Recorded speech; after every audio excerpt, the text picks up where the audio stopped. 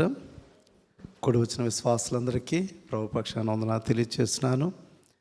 దేవుని యొక్క ఉచితమైన కృప చేత మన దేవుడు ఈ వారం అంతట్లో కూడా మనల్ని కాచి కాపాడి మరలా ఆయన సన్నిధిలో మనము ఇటు రీతిగా సంతోషించడానికి దేవుడు అనుగ్రహించిన మరి యొక్క శ్రేష్టమైన సమయం. దేవుని స్తోత్రం. విశ్వాసం ఉంటున్న మనము మన life it impact others in this world. ఈ లోకంలో మనం జీవిస్తున్నప్పుడు మన చుట్టూ ఉన్న పరిసరాన్ని ప్రభావితం చేస్తూ ఉంటుంది. మనం మంచి ప్రవర్తన కలిగి మనం జీవిస్తున్నప్పుడు అది దేవునికి మహిమనిస్తుంది. అయితే ఒకవేళ మన జీవితం మన ప్రవర్తన సరిలేదనుకోండి, ఖచ్చితంగా మన ద్వారా దేవుని నామం కూడా కొన్ని సందర్భాల్లో తప్పుగా మాట్లాడే పరిస్థితులు కూడా వస్తూ ఉంటాయి. అందుకే మన జీవితాలు ఏ విధంగా ఉంటున్నాయో ఎప్పుడు కూడా మనం చాలా జాగ్రత్తగా మనం ప్రవర్తిస్తుండాలి. చాలా సందర్భాల్లో మనం 4 గోడల మధ్య అనుకుంటున్నాం, కానీ వెన్ వీ గో అవుట్ అనేక మంది మనం చూస్తూ ఉన్నారు. అనేక మంది మనం అనుకున్నాం నా జీవితాన్ని ఎవరు పట్టించుకోవట్లేదు, నా జీవితం నాది అని అనుకుంటున్నామేమో, కానీ మన జీవితాన్ని అందరూ కూడా చూస్తూ ఉన్నారు. కాబట్టి ఈ లోకంలో ఉంటున్నప్పుడు మన ప్రవర్తన ఎలా ఉందో చాలా జాగ్రత్తగా మనం చూసుకోవాలి. మరి అపోస్తలుడైన పేతురు ఈ యొక్క పత్రికలో రాస్తూ 2వ అధ్యాయము 12వ వచనంలో ఒక మాట చెప్తున్నాడు. అన్యజనులు మిమ్మల్ని ఏ విషయాల్లో దుర్మార్గులని దూషింతురో ఆ విషయములలో వారు మీ సత్క్రియలను చూచి వాటిని బట్టి దర్శన దినమున దేవుని మహిమపరచునట్లు వారి మధ్యన మంచి ప్రవర్తన గలవారై ఉండవలనని మిమ్మల్ని బ్రతిమాలు కొనుచున్నానని చెప్తున్నాడు. కాబట్టి ఈ లోకంలో మనం జీవిస్తున్నాడు, most of the time we are living in this world. వారంలో కొన్ని గంటలు మాత్రమే మనం దేవుని సన్నిధికి వస్తుంటాము, కానీ మన జీవితం అంతా కూడా ఈ లోకంలోనే మనం జీవిస్తున్నాము. ఈ ప్రపంచంలోను, ఈ సమాజంలోను, అనేక కుటుంబాల మధ్య మనం జీవిస్తుంటాము. కాబట్టి మన యొక్క నోటి మాటలు, మన ప్రవర్తన, మన బిహేవియర్, మన వర్క్ ప్లేస్ అన్నిటిలో కూడా ఇట్ రిఫ్లెక్ట్స్. ఖచ్చితంగా అది రిఫ్లెక్ట్ అవుతూనే ఉంటుంది. అక్కడ వారెవ్వరూ కూడా మన విశ్వాస జీవితాన్ని ఎవ్వరు కూడా వేలిపెట్టి చూపించకూడదు. పలానా ఆమె చర్చికి వెళ్తుంది, ఆమె ప్రవర్తన ఇలా ఉన్నది, పలానా ఆయన చర్చికి వెళ్తున్నాడు, ఆయన ఇలా ఉన్నాడు అంటే మనను బట్టి దేవుని నామం మహింపరచబడాలి. మన వర్క్ ప్లేస్లో కానీ, మనం ఉంటున్న ఆ ప్రదేశంలో కానీ మనను బట్టి దేవుని నామం మహింపరచబడాలి. అయితే ఈ వాక్య సందర్భంలో మనం చూసినప్పుడు ప్రభువైన యేసుక్రీస్తు కూడా ఆయన కొండ మీద ప్రసంగంలో కూడా ఒక అద్భుతమైన మాట ఆయన చెప్పాడు. మన సత్క్రియలను బట్టి పరలోకముందన్న మన తండ్రి మహిమపరచబడాలి. మన సత్క్రియలు బట్టి. మత్తయి సువార్త 5వ అధ్యాయము 16వ వచనం చూసినప్పుడు,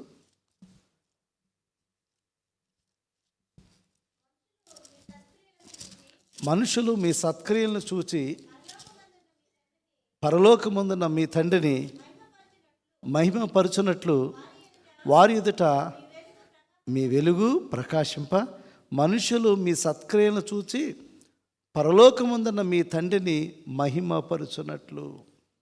అంటే మనుషులు మనం చేస్తున్న మంచి క్రియలను బట్టి ఆ పరలోకమందు తండ్రిని మహిమపరిచే రీతిలో మన జీవితాలు ఉండాలి. అయితే మనం ఈ లోకంలో జీవిస్తున్నప్పుడు మనం ఎలా జీవించాలి? మనకి జీవితంలో మనం 2 కోణాల్లో మనం చూసినట్లయితే, ఫస్ట్ ఒక పౌరుడిగా ఈ లోకంలో జీవిస్తున్నాం. మనం ఒక సిటిజన్గా ఈ లోకంలో ఒక సిటిజన్గా ఈ లోకంలో జీవిస్తున్నాం. రెండోది ఒక విశ్వాసగా మనం జీవిస్తున్నాం కదా. ఇప్పుడు ఒక సిటిజన్గా ఎలా ఉండాలి, ఒక మంచి పౌరుడిగా ఎలా ఉండాలి? ఈ యొక్క పత్రిక పాఠంలో మనం చూసినట్లయితే ఈ యొక్క 17వ వచనం చూసినప్పుడు అందరినీ సన్మానించుడి, సహోదరులను ప్రేమించుడి, దేవునికి భయపడుడి, రాజుని సన్మానించుడి. 4 విషయాలు ఇక్కడ చెప్పడం జరిగింది. దీంట్లో ఒక మంచి పౌరుడిగా జీవిస్తూ ఏ విధంగా దేవుని మహింపరచాలి, ఒక మంచి పౌరుడిగా జీవిస్తూ ఏ విధంగా దేవుని మహింపరచాలి, బీ ఏ గుడ్ సిటిజన్ ఈ లోకంలో జీవిస్తున్నప్పుడు. ఎందుకంటే ఈ లోకంలో మన ప్రవర్తన అనేక మందిని ప్రభావితం చేస్తుంది. నేటి సమాజం మనం చూస్తున్నాము, అనేక మంది వ్యక్తుల యొక్క ప్రవర్తన ఈరోజు సమాజంలో ఎంతోమందిని బాధించిన పరిస్థితి మనం వింటున్నాం. ఇప్పుడు నేటి సమాజం మనం చూస్తున్నప్పుడు మరి బెంగాల్లో జరిగిన ఒక సంఘటన అది అనేక మందిని ఈరోజు బాధ పెడుతుంది. అంటే అతని యొక్క ప్రవర్తన, అతను చేసిన ఒక చెడు క్రియను బట్టి ఈరోజు సమాజం అంతా కూడా నివ్వెరపోయింది, ఆశ్చర్యపోయింది. కాబట్టి ఒక మనిషి ఒక మంచి ప్రవర్తన కలిగి లోకంలో జీవించాలి, మంచి మారల్స్ కలిగి జీవించాలి, నైతికత కలిగి జీవించాలి, ఒక మంచి మరి మోడల్ లైఫ్ కలిగి ఉండాలి. చూసినట్లయితే ఈ వాక్యం మనం చూసినప్పుడు మొట్టమొదటిగా చూసినట్లయితే అందరినీ సన్మానించుట. When we talk about respecting all people, గౌరవించుట, అందరినీ సన్మానించుట అనే మాట మనం చూసినప్పుడు చాలా సందర్భాల్లో మానవులుగా మనం అనేకమైన మరి డిఫరెన్సెస్ మానవులుగా మనం చూస్తూ ఉంటాం. పేదవారు, గొప్పవారు, చదువుకున్నవారు, చదువులేనివారు, మరి డబ్బున్నవారు, డబ్బు లేనివారు, ఈ విధంగా మనుషుల్లో అనేకమైన డిఫరెన్సెస్ మనకు కనబడుతున్నాయి. కానీ when God created in his own image, దేవుడు ఆయన మనల్ని తన స్వరూపంగా ఆయన సృష్టించుకున్నాడు. ఆయన సృష్టించిన మనందరం ఒకటే ఆయన దృష్టిలో. ఆయన సృష్టించిన సృష్టిలో ఆయన మనందరిని ఒకే రీతిగా ఆయన చూస్తున్నాడు. ఏమాత్రం కూడా డిఫరెన్సెస్ ఏమి కూడా లేవు. కాబట్టి దేవునికి ఏమాత్రం డిఫరెన్సెస్ లేవు. కానీ మానవులను మనం డిఫరెన్స్ పెట్టుకున్నాం. మానవులను ఆ విధంగా మనం చూస్తున్నాం. కొంతమందిని తక్కువగా చూడడం, కొంతమందిని మనం హెచ్చుగా చూడడం, ఈ విధంగా మనం చాలా సందర్భాల్లో అటు రీతిగా చూస్తున్నాం. దేవుని బిడ్డలైన మనం ఈరోజు గమనించాలి, అందరినీ ఒకే రీతిగా గౌరవించాలి. వారి సామాజిక స్థితి ఏదైనా సరే, వారి ఉద్యోగం ఏదైనా సరే, వారి ఎడ్యుకేషన్ ఏదైనా సరే, వారి ఎటువంటి బ్యాక్గ్రౌండ్ అయినా సరే, అందరినీ కూడా మనము గౌరవించాలి. ఏముంది అక్కడ? అందరినీ సన్మానించండి, అందరిని కూడా సన్మానించండి. దెర్ ఈజ్ నో డిఫరెన్స్, దేవునికే డిఫరెన్స్ లేదు, దేవునికే డిఫరెన్స్ లేదు. కాబట్టి మనము ఆయన ద్వారా మనందరం కూడా సృష్టింపబడ్డాము. కీర్తన 100వ కీర్తన 3వ వచనం చూసినట్లయితే, 100వ కీర్తన 3వ వచనం, యెహోవాయే దేవుడని తెలుసుకునుడి, ఆయనే మనల్ని పుట్టించెను, మనము ఆయన వారము, మనము ఆయన ప్రజలము, ఆయన మేపు. కాబట్టి ఆయనే మనల్ని పుట్టించాడు, ఆయన వారం మనందరం కూడా ఆయన ప్రజలమై ఉన్నాము. కాబట్టి దేవుని దృష్టిలో మనందరం ఒకటే, మనందరం కూడా ఒకటే. ఆయన ద్వారానే మనం జీవిస్తున్నాము, ఆయన ద్వారానే మనందరం కూడా జీవిస్తున్నాము, ఉనికి కలిగి ఉన్నాము. కాబట్టి దేవుని దృష్టిలో మనందరం ఒకటే. కాబట్టి మన తోటి వారు ఎవరిని కూడా అగౌరవపరచొద్దు, తక్కువగా చూడొద్దు, ఒకరిని హెచ్చించి ఒకరిని తగ్గించడం ఎప్పుడు కూడా మనం చేయకూడదు. మనం ఏ స్థాయిలో, ఏ స్థితిలో, ఏ పరిస్థితిలో ఉన్నా కూడా ఎప్పుడు కూడా ఏ ఒక్కరిని కూడా మనం తక్కువగా చూసే ఆలోచన విధానం, మనస్తత్వం మనకి ఎప్పుడు కూడా ఉండకూడదు. ఎందుకంటే దేవుడికి పక్షపాతం లేదంట. ఎందుకంటే దేవుడు ఆయన స్వరూపంగా మనందరూ సృష్టించుకున్నాడు. కాబట్టి దేవునికి ఏమాత్రం కూడా పక్షపాతము లేదు. దేవుని వాక్యం చూసినట్లయితే రోమాపత్రిక 2వ అధ్యాయము 11వ వచనం చూడండి. రోమాపత్రిక, దేవునికి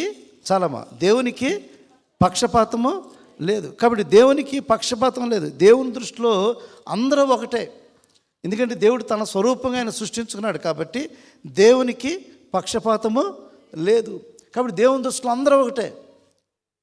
దేవుని దృష్టిలో ధనవంతులైనా పేదవాళ్ళైనా ఒకటే, చదువుకున్నవారైనా చదువులేనివారైనా ఒకటే, పురుషుడైనా స్త్రీ అయినా ఒకటే. కాబట్టి దేవుని దృష్టిలో అందరూ ఒకటే, కాబట్టి దేవుని బిడ్డలుగా ఉంటున్న మనము ఈరోజు ఏ ఒక్కరిని కూడా మనం తగ్గించకూడదు, ఏ ఒక్కరిని కూడా అగౌరవపరచకూడదు, ఒకరిని హెచ్చించకూడదు. దేవుని దృష్టిలో అందరూ సమానం కాబట్టి అందరినీ గౌరవించే మనస్తత్వం కలిగి ఉండు. నువ్వు ఒకవేళ ఏ స్థాయి కలిగి ఉన్నా సరే, ఒకవేళ మనకి బాగా చదువుకునే స్థాయి ఉండొచ్చు, మంచి ఉద్యోగం అనే స్థాయి ఉండొచ్చు, లేకపోతే బాగా డబ్బు ఉండొచ్చు. దానిని బట్టి ఎప్పుడు కూడా నీ తోటి సహోదరుని కానీ సహోదరుని కానీ, నీ రక్త సంబంధులు కానీ, విశ్వాసులు కానీ, స్నేహితులను కానీ, ఎక్కడున్నా సరే ఏ పరిస్థితుల్లో ఎవరిని కూడా మనము తక్కువగా మాట్లాడకూడదు, అగౌరవపరచకూడదు. అందరినీ సన్మానించాలి, అందరినీ సన్మానించాలని దేవుని వాక్యం సెలవిస్తుంది. యాకోబు పత్రిక 3వ అధ్యాయం 9-10 వచనం కూడా చూసినట్లయితే, యాకోబు పత్రిక 3వ అధ్యాయము 9-10 వచనాలు. దీనితో తండ్రి అయిన ప్రభువుని స్తుతింపుము. దీంతోనే, అంటే ఈ సందర్భం ఏంటంటే నాలుక గురించి మాట్లాడుతున్నాడు ఇక్కడ. భక్తులైన యాకోబు ఏం మాట్లాడుతున్నాడంటే నాలుక గురించి మాట్లాడుతున్నాడు. ఈ నాలుగు గురించి మాట్లాడుతున్నప్పుడు చాలా సందర్భాల్లో ఈ నాలుగుతోటే శుభవచనాలు పలుకుతాము, ఈ నాలుగుతోటే శపిస్తూ ఉంటాం ఇతరులు. ఈ నాలుగుతోటే శుభవచనాలు పలుకుతుంటాము, ఈ నాలుగు చేత దేవుని స్తుతిస్తుంటాము, ఈ నాలుగు చేత దేవుని మనం, ఇదే నాలుగు చేత ఆయన స్వరూపంగా సృష్టించబడిన తోటి సహోదరుని మనం దూషిస్తున్నాం. అది చేయకూడదు, అది చేయకూడదు. వాక్యం చెప్తుంది, చదవండి వాక్యం మళ్ళా. దీనితో తండ్రి అయిన ప్రభువుని స్తుతించుము. దీనితోనే దేవుని పోలికగా పుట్టిన మనుషుల్ని శపింతుము. ఒక్క నోటి నుండి ఆశీర్వాదవచనము శాపవచనము బయలు వెళ్ళును. నా సహోదరులారా, ఇలాగూ ఉండకూడదు. చూసారా, ఇదే నోటితో మన దేవుని స్తుతిస్తున్నాం కదా, ఇదే నోటితో దేవుని మనం స్తుతిస్తున్నాం కదా. మరి మన తోటి సహోదరుని ఎందుకు శపిస్తున్నాం? మన తోటి సహోదరుని ఎందుకు శపిస్తున్నాం? మనం ఎందుకు దూషిస్తున్నాం? మనం, వారు దేవుని పోలికగా పుట్టారు కదా, వారు దేవుని స్వరూపంగా పుట్టినారు కదా. కాబట్టి వారిని ఎవరిని కూడా మనం దూషించకూడదు, వారిని ఎవరిని కూడా మనము శపించకూడదు. ఇదే నోటితో దేవుని స్తుతిస్తున్న మనము ఈ నోటితోటి ఏ ఒక్కరిని కూడా శాపవచనాలు తిట్టడం కానీ దూషించడం కానీ ఏమీ కూడా మనము పలుకోకూడదు. అందరినీ మనం సన్మానించాలి, అందరినీ మనము సన్మానించాలి. ఈ నోటితోటే శుభవచనాలు పలుకుతున్నాం, ఈ నోటితోటే దేవుని స్తుతిస్తున్నాం. కాబట్టి ఇదే నోటితో మనం ఏ ఒక్కరిని కూడా దూషించకూడదు అని వాక్యం స్పష్టంగా మనకు సెలవిస్తుంది. కాబట్టి అందరిని మనము సన్మానించేవారు ఉండాలని దేవుని వాక్యం స్పష్టంగా సెలవిస్తుంది. అదేవిధంగా ఎఫెసీ పత్రిక 6వ అధ్యాయము 8-9 వచనాలు కూడా చూసినట్లయితే, ఎఫెసీ పత్రిక 6వ అధ్యాయము, అదేవిధంగా మనము ఒకవేళ మన స్థాయిల్లో, మన యొక్క స్థితిగతుల్లో, ఒకవేళ మన ఉద్యోగాల్లో, ఒకవేళ మనం మంచి స్థాయిలో ఉండవచ్చు, మనకి ఏదైనా మంచి పొజిషన్ మనకు ఉండొచ్చు. ఆ స్థాయిలో ఉన్నప్పుడు నీ దగ్గర ఎవరైనా పని చేస్తున్న వారు ఉన్నా సరే, నీ దగ్గర ఎవరైనా ఉన్నా సరే, వాళ్ళని ఎవరిని కూడా తక్కువగా చూడకూడదు. ఇక్కడ వాక్యం చూసినట్లయితే, దాసుడైనను స్వతంత్రుడైనను నీలో ప్రతివాడును ఏ సత్కార్యము చేయను దాని ఫలము ప్రభువు వలన పొందుదమని. చూసారా, మీరు ఏ మంచి కార్యం చేస్తారో దాని ఫలాన్ని మీరు పొందుకుంటారు. నీ పొజిషన్ ఏదైనా సరే, ఒకవేళ మంచి ఉద్యోగం అయి ఉండొచ్చు, లేకపోతే మంచి స్థాయి అయి ఉండొచ్చు, మంచి స్థితి అయి ఉండొచ్చు. నువ్వు ఏ స్థితిలో ఉండి నువ్వు ఏ మంచి కార్యం చేస్తావో దాని ఫలాన్ని నువ్వు పొందుకుంటావు. దాని ఫలాన్ని నువ్వు ఖచ్చితంగా యజమానుడిగా ఉండి నీ కింద దాసులు మంచిగా చూసావు అనుకోండి, ఆ ఫలాన్ని పొందుకుంటావు. దాసుడిగా ఉండి యజమానికి నువ్వు లోబడి మంచి ప్రవర్తన కలిగి జీవించానుకో, ఆ ఫలాన్ని కూడా నువ్వు పొందుకుంటావు. కాబట్టి నీ స్థాయిలో, ఏ స్థాయిలో అయినా సరే, నువ్వు దేవునికి లోబడి నేను జీవిస్తున్నాను అని నువ్వు ఎప్పుడైతే నీ యొక్క ప్రవర్తన కలిగి నువ్వు జీవిస్తావో, దేవుని ద్వారా నువ్వు మహింపరచబడతావు. కాబట్టి మనం గమనించాలి, మనం ఏ స్థాయిలో, ఏ స్థితిలో అయినా సరే, మన ప్రవర్తన ద్వారా కానీ, మన మాట ద్వారా కానీ, మన యొక్క యాటిట్యూడ్ ద్వారా కానీ ఏ రోజు ఎప్పుడు కూడా ఎవరిని కూడా మనం తక్కువగా చూడకూడదు. కాబట్టి మనలో ఏ డిఫరెన్సెస్ లేవు. ఏ డిఫరెన్సెస్ ఉన్నాయా? ఈరోజు ఇక్కడ మనం అందరూ కూడా ఆలోచించాలి. ఈరోజు మనం ఏ స్థాయిలో, ఏ స్థితిలో ఉన్నా మనందరం కూడా దేవుని స్వరూపం. మనందరం ఎవరు? దేవుని స్వరూపం. కానీ ఏ ఒక్కరిని తక్కువగా చూడొద్దు, ఏ ఒక్కరిని తక్కువగా చూడదు. అందరినీ గౌరవించండి. Respect all, respect all without any differences. ఎటువంటి భేదము లేకుండా అందరినీ గౌరవించే మనస్తత్వాన్ని కలిగి ఉండాలి. బీయింగ్ ఎ గుడ్ సిటిజన్, ఒక పౌరుడిగా. రెండోది చూసినప్పుడు we need to respect king, we need to respect authorities, we need to respect leaders. ఎందుకంటే వారు దేవుని చేత ఏర్పరచబడిన వారు. కింగ్స్ అనేవాళ్ళు దేవుని చేత ఏర్పరచబడిన వారు. గవర్నమెంట్ అఫీషియల్స్, లీడర్స్, వీళ్ళందరూ కూడా దేవుని చేత ఏర్పరచబడిన వారు. కాబట్టి we need to respect them. వారిని మనం గౌరవించాలి, లాని గౌరవించాలి కదా. వారు లా చేస్తున్నారు. రాజులైన వారు, అధికారులైన వారు, గవర్నమెంట్స్ వాళ్ళు ఏం చేస్తున్నారు? వారు చట్టాలను చేస్తున్నారు. ఆ చట్టాన్ని మనం గౌరవించాలి. ఒక పౌరుడిగా నువ్వు ఉండాలి. నువ్వు ఒక మంచి పౌరుడిగా ఉండాలి, లోబడి ఉండాలి. కాబట్టి రాజును గౌరవించాలి. అంటే ఈ దేశంలో ఉన్న రాజులను, మన దేశంలో అధికారులను, ప్రధానమంత్రులను, వారందరినీ కూడా మనము గౌరవించాలి. వారి మాటలకు మనము లోబడి ఉండాలి. వారు ఏ చట్టాలు అయితే చేస్తున్నారో చట్టానికి లోబడి ఉండాలి. చట్టానికి మనం లోబడి ఉండాలి. ఒక మంచి సిటిజన్గా మనం ప్రవర్తించాలి. వాక్యం ఏదో చెప్తుంది. ఇక్కడ చూసినట్లయితే మొదటి పేతురు పత్రిక ఆ యొక్క చదివిన వాక్యం మనం చూసినట్లయితే రాజుని సన్మానించాలి అనే మాట మనం చూస్తున్నాం. రాజు అందరికీ అధిపతి అనియు,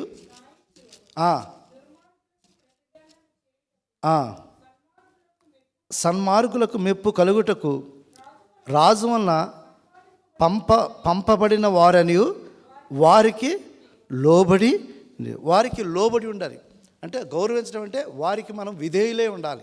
లోబడి ఉండడం అంటే వారికి విధేయులు ఉండాలి. దాని ముందు వచ్చిన కూడా చూసినప్పుడు 13వ వచనం కూడా చూసినట్లయితే మనుష్యులు నియమించు ప్రతి కట్టడకును ప్రభువు నిమిత్తమై, చూసారా, మనుషులు నియమించు ప్రతి కట్టడకు అంటే దేవుడు కొంతమందిని ఉన్నతమైన స్థితిలో పెడతాడు.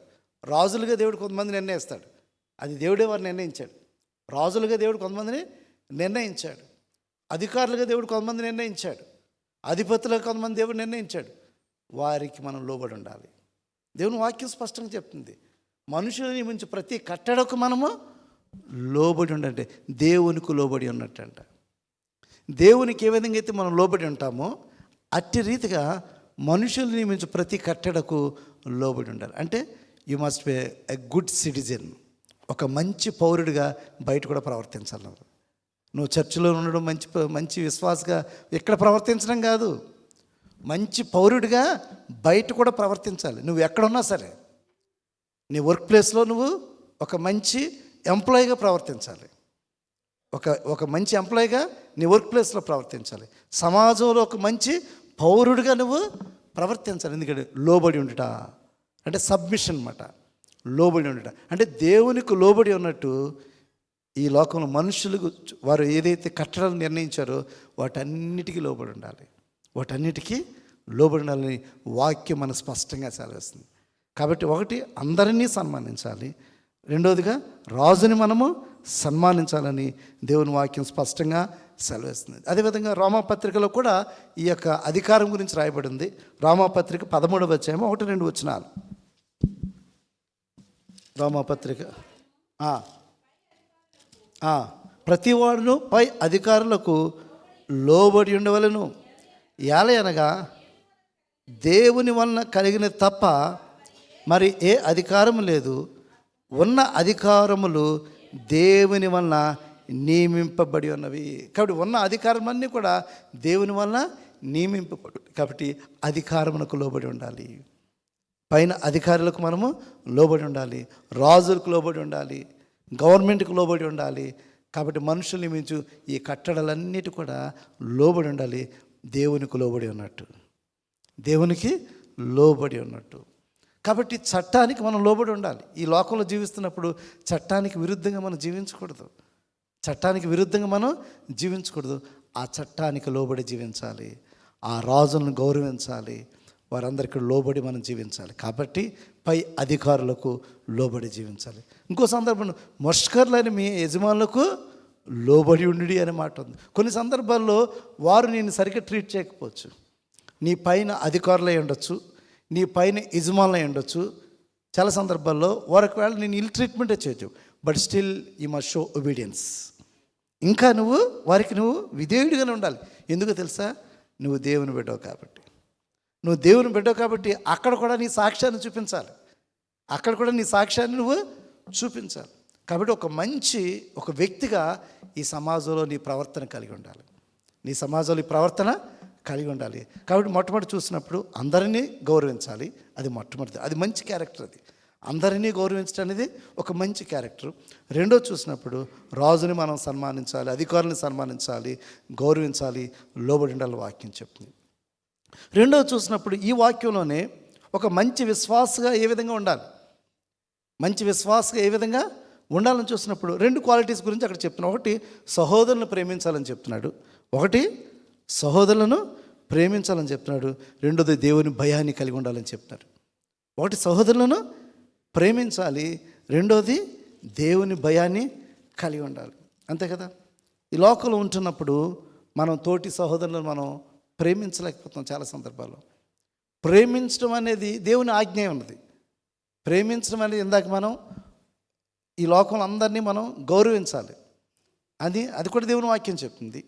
ఇప్పుడు దేవుని వాక్యం చెప్తుంది ఆజ్ఞ ఏంటంటే అందరినీ ప్రేమించండి.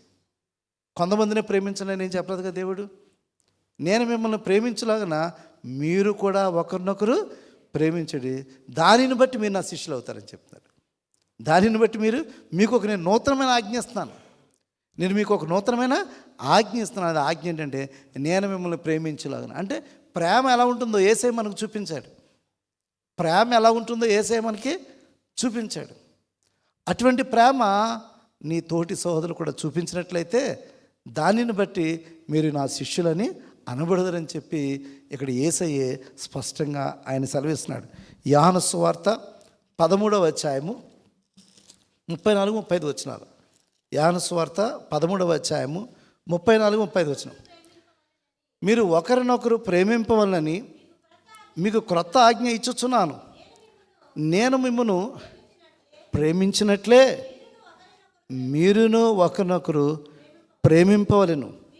మీరు ఒకని ఏళ్ళ ఒకడు ప్రేమ గలవారని ఏళ్ళ దీనిని బట్టి మీరు నా శిష్యులని అందరూ.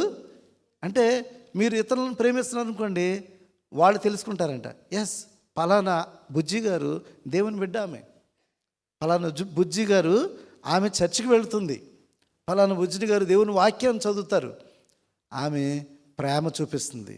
ఎస్ అంటే తన యొక్క బిహేవియర్ ద్వారా, తన క్రియల ద్వారా ఆమె ఇతరులకు ప్రేమ చూపిస్తుంది. ఎస్ ఆమె దేవుని యందు విశ్వాసం కలిగి ఉంది, ఆమె చర్చికి రెగ్యులర్గా వెళ్తుంది, ఆమె ఇతరులను మంచి ప్రేమిస్తుంది. అంటే దీనిని బట్టి అందరూ తెలుసుకుంటారంట.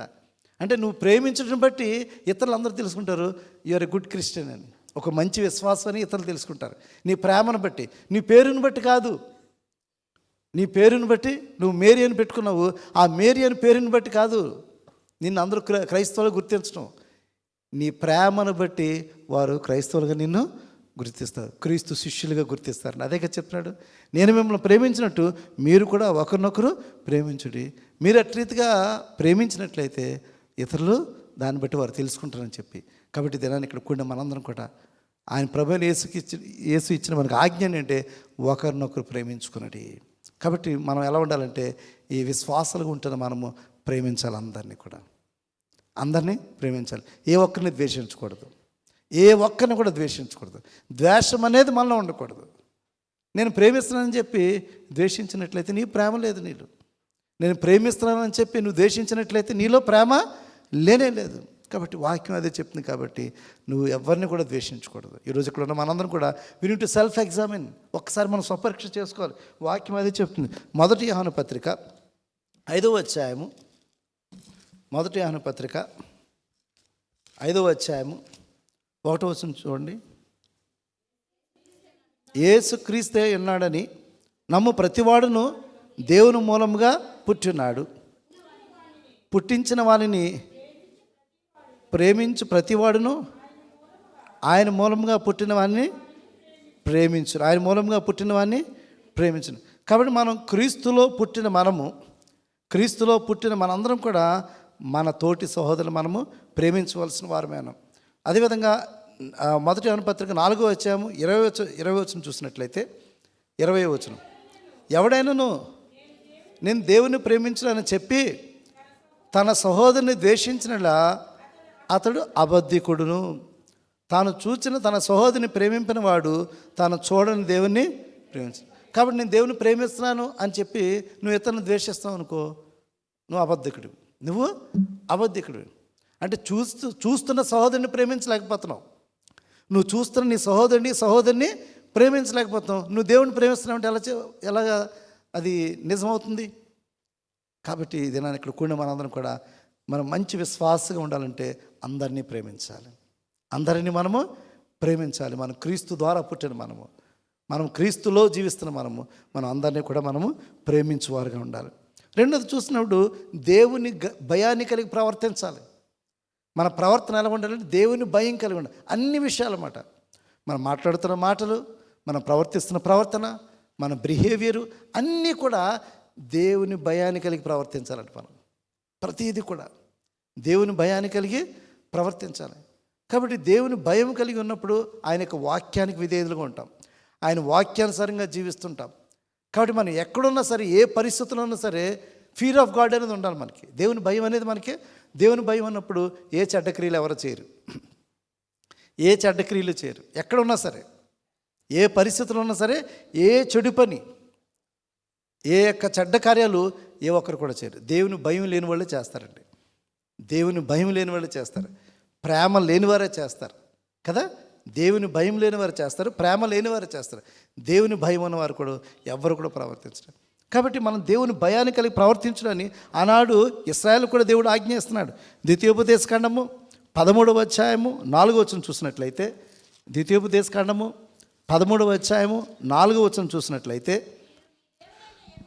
మీరు మీ దేవుడైన యెహోవాకు లోబడి ఆయనకే భయపడి ఆయన ఆజ్ఞను అనుసరించి ఆయన మాట విని ఆయనను సేవించి ఆయనను హత్తుకొని ఉండాలని చెప్తున్నాడు. ఇక్కడ ఇశ్రాయేలుకు చెప్తున్నాడు, మీరు దేవుడైన యెహోవాకు లోబడి ఆయనకే భయపడి ఆయన ఆజ్ఞను అనుసరించి ఆయన మాట విని ఆయనను సేవించి ఆయనను హత్తుకొని ఉండాలి అని చెప్తున్నాం. కాబట్టి ఈరోజు దేవుని బిడ్డలు ఉంటున్న మనము ఆయన మాటలు విని ఆయన ఆజ్ఞకు లోబడి ఆయనను హత్తుకొని మనం దేవుని భయాన్ని కలిగి ప్రవర్తించాలి.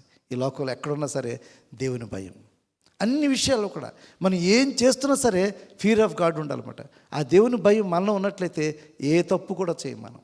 ఒకసారి ఆలోచించండి, దేవుని భయం ఉందనుకో ఇతరులను దూషిస్తామా?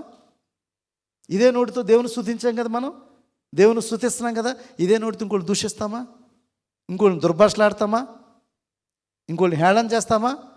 చేయకూడదు. ఎందుకంటే ఈ నోరు అపవిత్రం అవుతుంది. దేవుని భయం కలిగినప్పుడు నీ మాటలోను కానీ, నీ ప్రవర్తనలో కానీ, నీ చూపులోను కానీ, నీ క్రియల్లో కానీ దేని విషయంలో కూడా నువ్వు తప్పులు చేయవు. నువ్వు దేవుని భయాన్ని కలిగి ఉండాలి. దేవుని భయాన్ని కలిగి నువ్వు ప్రవర్తించాలని దేవుని వాక్యం సెలవిస్తుంది. ఈ లోకంలో ఉన్న మానవులందరూ కూడా అలాగే ఉండాలంట. అది దేవుని యొక్క విధి అంట. ఈ లోకంలో మానవులందరూ కూడా దేవుని భయాన్ని కలిగి ప్రవర్తించాలంట. అది మానవ కోటి విధి అని దేవుని వాక్యం చెప్తుంది. ప్రసంగి గ్రంథము 12వ అధ్యాయము 13వ వచనం చూసినట్లయితే, ప్రసంగి గ్రంథము 12వ అధ్యాయము 13వ వచనం చూసినట్లయితే, ఇదంతయు వినిన తర్వాత తేలిన ఫలితార్థం ఇదే, దేవుని యందు భయభక్తులు కలిగి ఉండి ఆయన కట్టడలను అనుసరించి నడుచుచుండవలెను మానవ కోటికి ఇది ఏ వీధి. చూసారా, ఈ లోకంలో మానవులందరూ కూడా దేవుని భయాన్ని కలిగి నడవాలంట. ఈ లోకంలో మానవులందరూ కూడా యూనివర్సల్గా, ఈ లోకంలో మానవులందరూ కూడా దేవుని భయాన్ని కలిగి లోబడి ఎవరైతే జీవిస్తారో వారు ఏ తప్పులు చేయరు.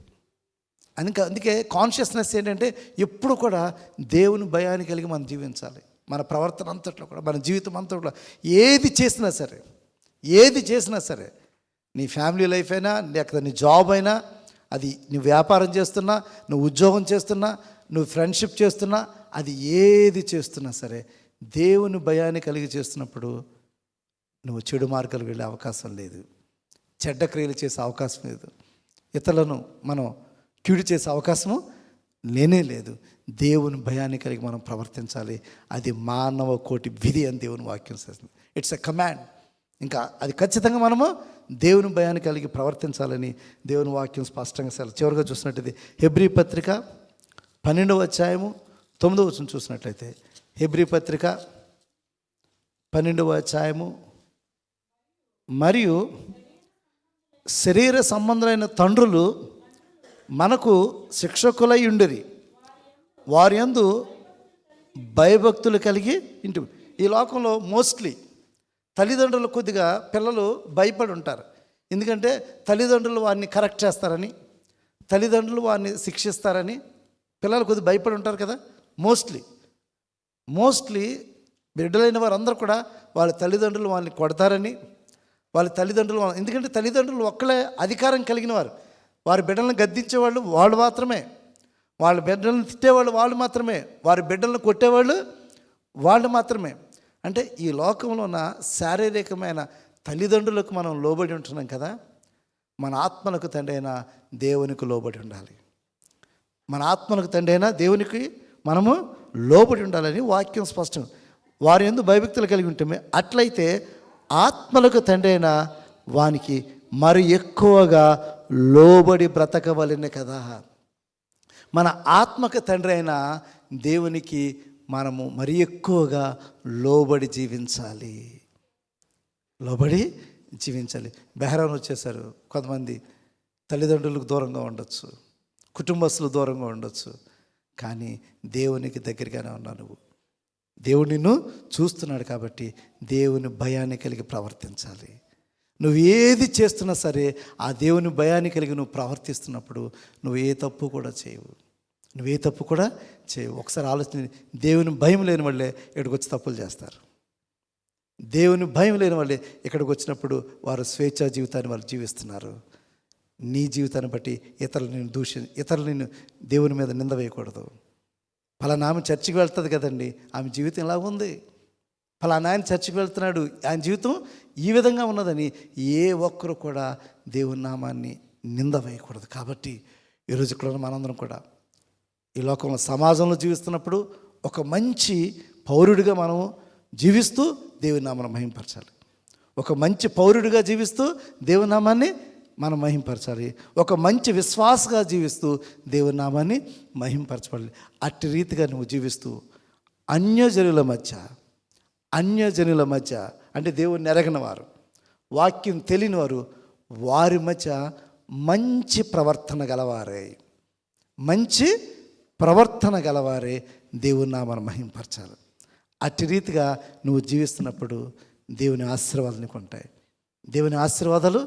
ఉంటాయి. ఒకవేళ నువ్వు చిన్న జాబ్ చేయి ఉండొచ్చు, నువ్వు చిన్న స్థితి అయి ఉండొచ్చు, కానీ దేవుడు నిన్ను చూస్తున్నాడు. కాబట్టి ఈ దినాన్ని ఇక్కడ ఉన్న మనందరం కూడా గమనించాలి. లోబడి ఉండుట అనేది చాలా అవసరం. విధేయత కలిగి ఉండుట, తగ్గించుకుని ఉండుట, అందరినీ గౌరవించుట. ఏం చేయాలి? మనం అందరినీ రెస్పెక్ట్ చేయాలి. ఏ డిఫరెన్సెస్ పెట్టుకోకండి. ఈ రోజు నుంచి ప్రతి ఒక్కరిని గౌరవించాలి. వారు చిన్నవారైనా పెద్దవారైనా, ఏ స్థాయి కలిగిన, ఏ స్థితి కలిగిన అందరినీ గౌరవించి ఉండాలి. అందరినీ ప్రేమించేవారు ఉండాలి. దేవుని భయాన్ని కలిగి ప్రవర్తించాలి. ఎప్పుడైతే అట్టి రీతిగా జీవిస్తామో దేవుని ఆశీర్వాదాలు మనందరికీ వస్తాయి. దేవుడి మాటలు దీవించును గాక. ఆమేన్.